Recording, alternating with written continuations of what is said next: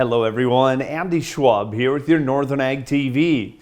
Well, direct and guaranteed loans over $500,000 from the USDA must now be approved by not just the Farm Service Agency, but also by the Department of Government Efficiency, or DOGE, and the Office of the Secretary. The move follows an executive order from President Trump that is aimed at improving government cost efficiency. The USDA says this is also to prevent fraud and address national security concerns. In fiscal year 2023, USDA issued 22,600 loans totaling over $4.7 billion. Of that, over $1.7 billion would have needed this new review. While the USDA insists that disruptions will be minimal, concerns do remain about how DOGE will evaluate loan efficiency and about how this may impact timely access for credit for producers heading into this growing season. Well, last week seemed to be the week to announce changes in leadership for several ag-related organizations. For the North Dakota Farmers Union, President Mark Watney, well, it was announced that he will not seek a re-election to be a 13th term president.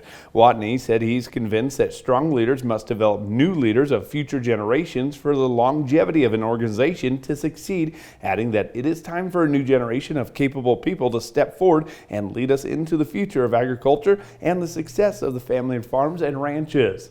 Also seeing new leadership in North Dakota is the North Dakota Grain Growers Association. They announced that the appointment of Nick Sinner is their new executive director.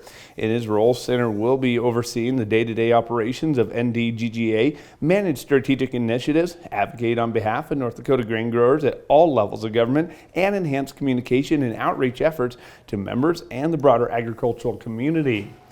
Now, the different reasoning of leadership changes was the Wyoming BLM announcing Chris Kirby has been named the acting state director after an investigation found current state director Andrew Archuleta violated terms of the federal regulations and DOI policy.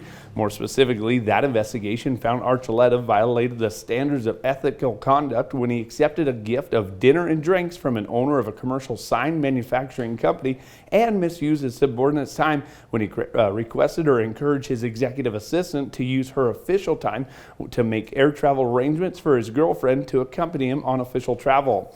In addition, that report stated that Archuleta misused government rental vehicle when he allowed the girlfriend to drive the rental vehicle, and that he violated federal travel regulation when he used the government rental vehicle for rental purpose or personal purposes.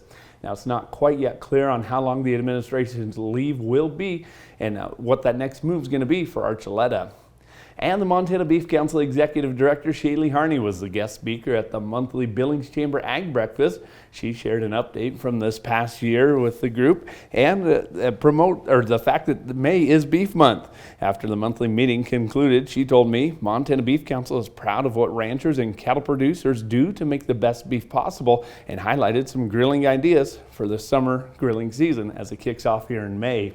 Beef is king of the summer, and I'd like to give a big shout out to our Montana ranchers for being the official sponsors of summer grilling. Just love what they're able to bring to the table, and beef really brings people to the table. So serve up those great beef dishes, and a lot of fun ways to do that. Of course, burgers are very popular, and if you look at beefit'swhatsfordinner.com, you're going to find more beef recipes than you can ever imagine for every different way that you can top your burger and create that. But some great cuts. A flank steak and skirt steak are always very popular for a little more flavor and culture style that you might be going for, and those classic steaks, but everywhere in between. And don't want to forget the snacks throughout the day too, with those busy schedules, or whether you're headed to the waterfront for the weekend or something like that. Be sure to throw in some beef jerky or create a beef jerky trail mix. Get those kids in the kitchen and help you create a fun little snack for the road trip.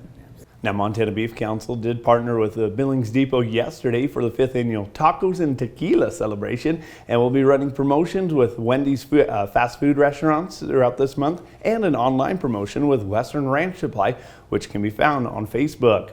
Well, we need to take a quick break, but we have some big news in the cattle markets right after this. From the beginning, we've worked closely with farmers. BNSF's ties to the agricultural community go back 175 years. Together, we've innovated to make the U.S. agriculture supply chain one of the most efficient and productive in the world. Our strong relationship powers BNSF still today and helps us move the nation like no one else can. At BNSF, we move the nation for you.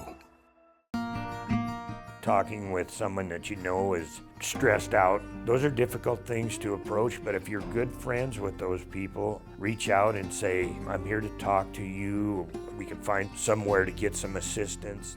It's hard to get involved, but at the same time, you want to just say, hey, there is help available. For more tips in dealing with stress in agriculture or for free counseling for egg producers, visit beyondtheweather.com. What an absolutely great week it was for the negotiated cash cattle sales. We saw record-breaking prices for the cattle futures and also some new contract highs there after those traders had paused their push just a little bit earlier in the week.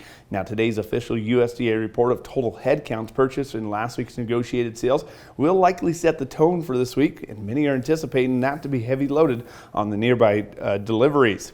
For the local auctions, they too continue to climb to all-time highs as 8-weight steers are now averaging near $3 a pound, which equates to averaging price per head on those 8-weight steers at more than $2,500.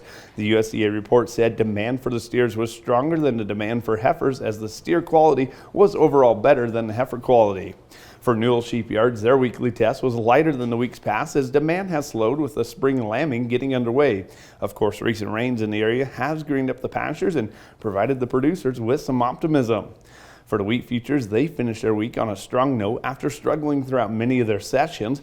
The fuel behind that Friday rally was a bit unclear as market influences were mixed with stock indexes higher after a strong reading from the U.S. labor market of April, while crude oil futures shrugged off reversal action on Thursday and once again traded lower on Friday.